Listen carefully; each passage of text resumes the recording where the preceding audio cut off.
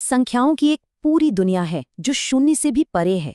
एक ऐसी दुनिया जिसके नियमों पर हमारा विज्ञान, हमारी टेक्नोलॉजी, यहाँ तक कि हमारे बैंक अकाउंट सब कुछ टिका है।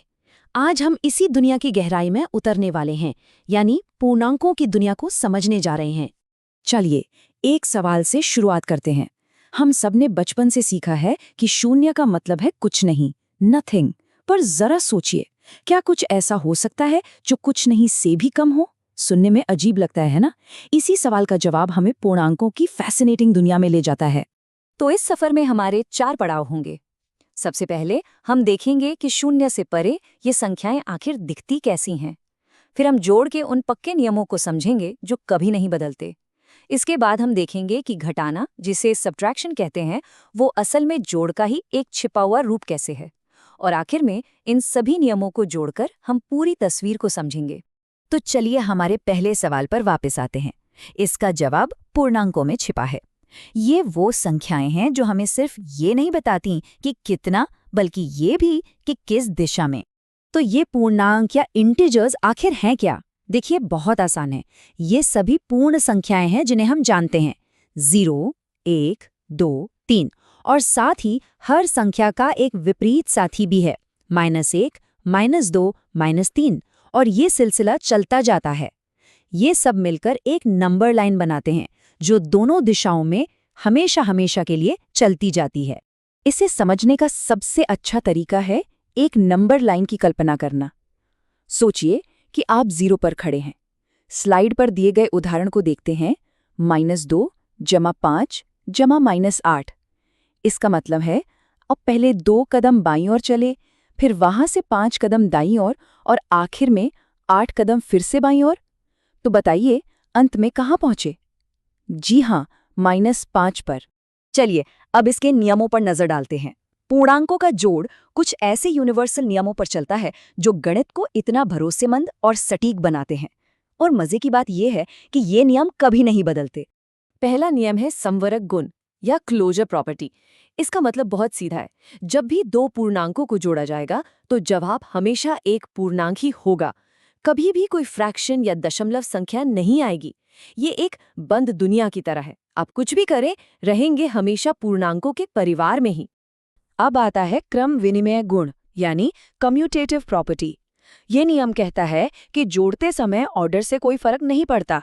सोचिए, जैसे चाय में पहले दूध डालें या पहले चीनी, स्वाद तो वही रहेगा, है ना? बस उसी तरह संख्याओं को किसी भी क्रम में जोड़ने पर नतीजा हमेशा एक ही रहता है। और ये नियम असल में बहुत काम का है। देखिए, चाहे -7 + +4 करें या +4 + -7 करें, दोनों ही सूरतों में हम -3 पर ही पहुंचते हैं। इस नियम की वजह से हम अपनी सहूलियत के हिसाब से संख्याओं को आगे पीछे कर सकते हैं ताकि कैलकुलेशन आसान हो जाए। अगला नियम है साहचर्य गुण यानी एसोसिएटिव प्रॉपर्टी। ये तब काम आता है जब हमें 3 या ज्यादा संख्याओं को जोड़ना हो। ये हमें आजादी देता है कि हम किसी भी जोड़ी से शुरू कर सकते हैं। चाहे तो पहली 2 संख्याओं को एक साथ जोड़ लें या आखिरी 2 को। इससे हमारे फाइनल जवाब पर कोई फर्क नहीं पड़ेगा। ये स्लाइड इसे बिल्कुल साफ कर देती है। देखिए, एक ही सवाल को 2 तरीकों से हल किया जा रहा है, बस संख्याओं के ग्रुप अलग-अलग बनाकर।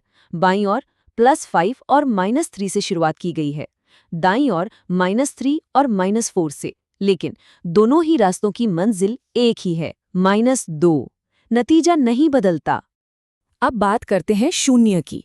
0 जो है वो जोड़ की दुनिया का एक बड़ा खास किरदार है। इसे योगात्मक तत्समिक या एडिटिव आइडेंटिटी कहते हैं, जिसका सीधा सा मतलब है कि ये किसी भी संख्या की पहचान, उसकी आइडेंटिटी को नहीं बदलता। ये एक आईने की तरह है। किसी भी पूर्णांक में शून्य जोड़ने पर वो संख्या वैसी की वैसी ही रहती है। -4 में शून्य जोड़ें, जवाब -4।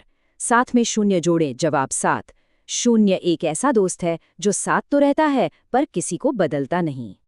चलिए अब उस हिस्से की ओर बढ़ते हैं जो अक्सर लोगों को थोड़ा मुश्किल लगता है, घटाना। लेकिन हम देखेंगे कि घटाना असल में जोड़ से ही कितनी गहराई से जुड़ा हुआ है। जरा इस पहेली पर गौर कीजिए। +3 में से -4 को घटाना है। ये सुनने में ही कितना अजीब लगता है। अगर किसी के पास सिर्फ 3 लाल यानी पॉजिटिव चिप्स हैं, तो वो उनमें से 4 काली यानी नेगेटिव चिप्स बाहर कैसे निकाल सकता है? ये तो मुमकिन ही नहीं लगता। तो इसका हल क्या है? हल छिपा है शून्य के चालाकी भरे इस्तेमाल में। हम क्या करते हैं कि 4 शून्य जोड़े डाल देते हैं, मतलब 4 लाल और 4 काली चिप्स। क्योंकि ये जोड़े मिलकर शून्य के बराबर हैं, हमारी संख्या का मान अभी भी +3 ही है। लेकिन अब जादू देखिए, हमारे पास निकालने के लिए 4 काली चिप्स मौजूद हैं, और जब हम उन्हें निकाल लेते हैं तो बचती हैं 7 लाल चिप्स। तो जवाब है +7।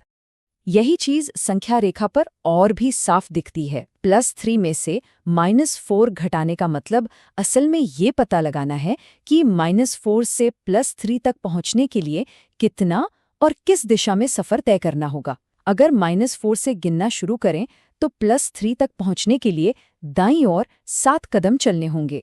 इसलिए जवाब है +7।